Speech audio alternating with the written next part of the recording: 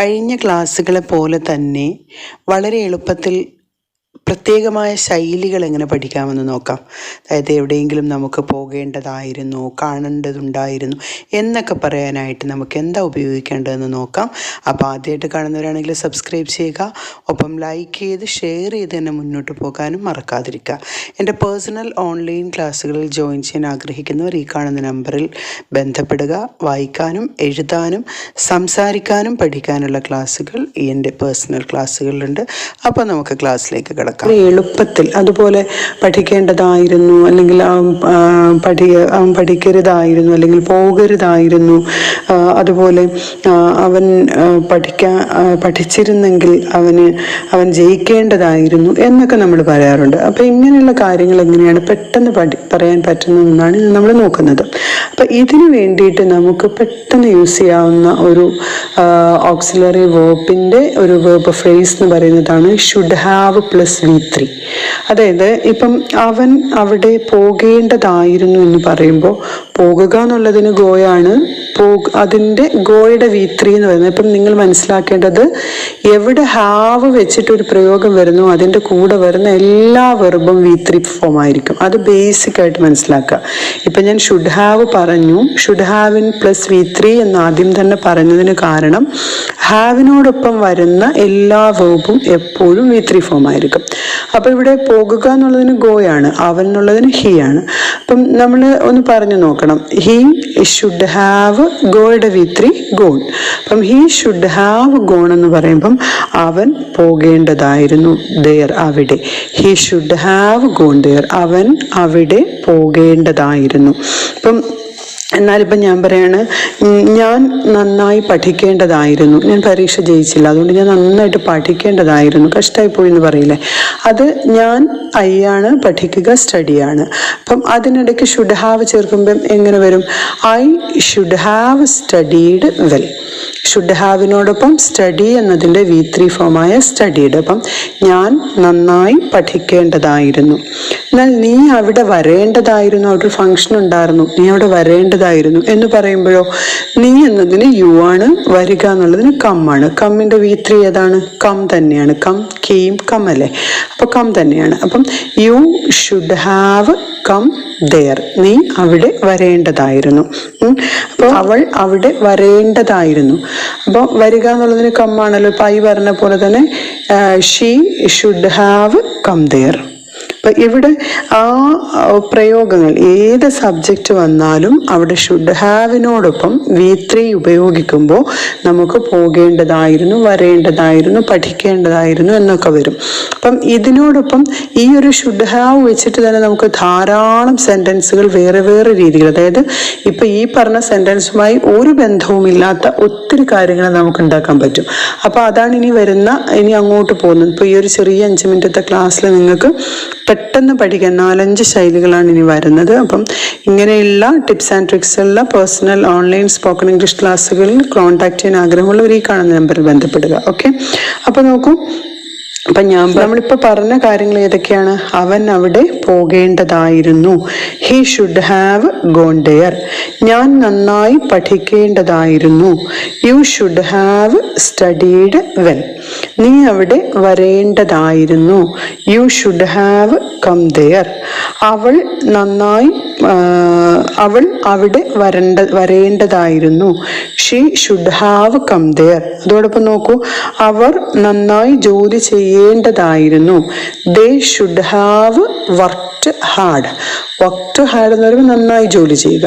അപ്പം ഇതിനകത്ത് നിന്ന് തന്നെ വളരെ എളുപ്പത്തിൽ മറ്റൊരു കാര്യം കൂടി നമുക്ക് ഉണ്ടാക്കാം. അതായത് ഇപ്പം ഈ അവൻ അവിടെ പോകേണ്ടതായിരുന്നു എന്ന് പറയുന്നതിന് അവൻ അവിടെ പോകണമായിരുന്നോ എന്ന് ചോദിക്കാൻ എന്ത് ചെയ്യണം? അവൻ അവിടെ പോകേണ്ടതായിരുന്നു. അപ്പം അവൻ അവിടെ പോയി, പക്ഷേ അവൻ പോകണമായിരുന്നോ? അവിടെ അവൻ പോകേണ്ട ആവശ്യം ഉണ്ടായിരുന്നോ എന്ന് ചോദിക്കില്ല. അപ്പം അവൻ അവിടെ പോകണമായിരുന്നു. ഇപ്പം ഈ ഹി ഷുഡ് ഹാവ് ഗോൺ ഡെയറിൽ ഷുഡ് ആദ്യം എടുക്കുക. അപ്പം should he have gone there. അപ്പോൾ ഇവിടെ ഹി ആണെന്ന് വെച്ചിട്ട് ഹാവിന് മാറ്റമൊന്നുമില്ല, കാരണം ഷുഡ് ഹാവ് ആണ് അവിടെ. ഓക്കെ, ഹാസ് അല്ല അവിടെ വരുന്നത്. ഹി ഷുഡ് ഹാവ് ഗോൺ ദെയറിനെ നമ്മൾ തിരിച്ചെന്താക്കണം? Should he have gone there. അപ്പൊ അവൻ അവിടെ പോകണമായിരുന്നു, അവൻ അവിടെ പോകണമായിരുന്നു. ഓക്കെ, അപ്പൊ അവിടെ should he have gone there വന്നെങ്കിൽ അടുത്തത് ഞാൻ പറയുന്നത് ഞാൻ നന്നായി പഠിക്കണമായിരുന്നു. ഞാൻ നന്നായി പഠിക്കണമായിരുന്നു.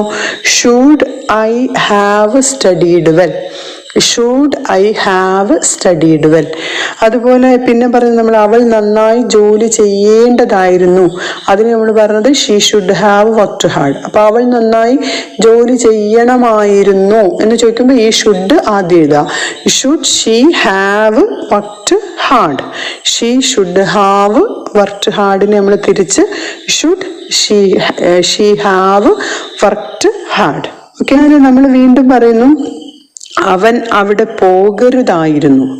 അപ്പം പോകരുത് എന്ന് പറയുന്നത് എന്താണ്? ഷുഡ് നോട്ടാണ്.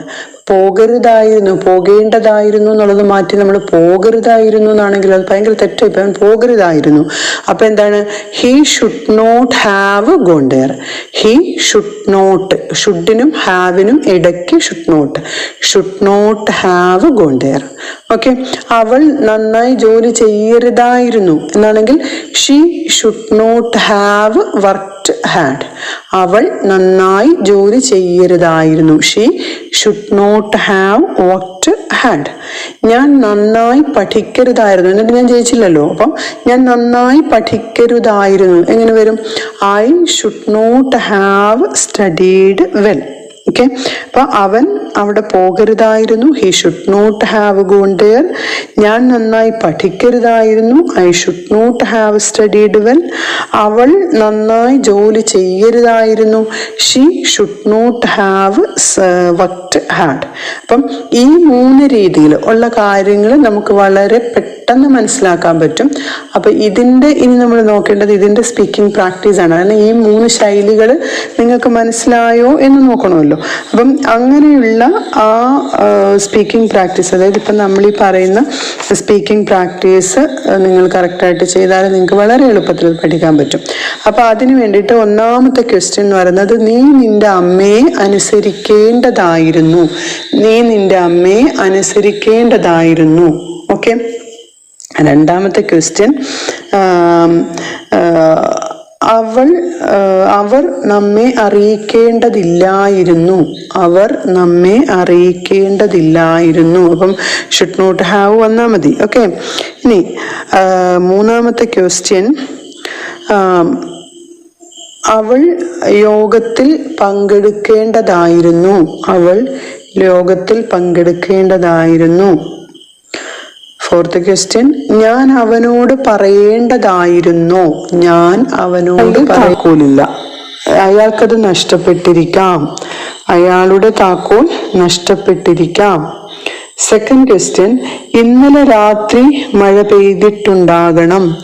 ഇന്നലെ രാത്രി മഴ പെയ്തിട്ടുണ്ടാകണം. തേർഡ് ക്വസ്റ്റ്യൻ അവർ പള്ളിയിലേക്ക് പോയിട്ടില്ലായിരിക്കാം.